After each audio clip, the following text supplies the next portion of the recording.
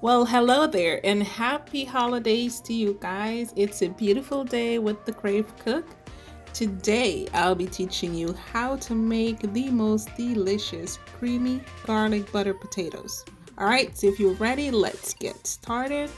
I have 4 large diced potatoes. Wash. Now you boil those potatoes until they're nice and tender. Remove and drain. Now to a large bowl, I'll be adding my cooked potatoes, which is nice and soft. I will also be adding some chives and onion cream cheese, some freshly grated parmesan. Y'all know I love my parmesan and my cream cheese by now. And my delicious creamy garlic butter sauce. Now the link for this sauce will be in the description box below. Then you take a hand mixer or you can mash it and whisk that until it is nice and smooth. Guys, make sure to taste your potatoes. Everyone's taste bud is different. So make sure to add seasoning as you go along to your taste and likeness. You can always add, guys, you can't take out. All right.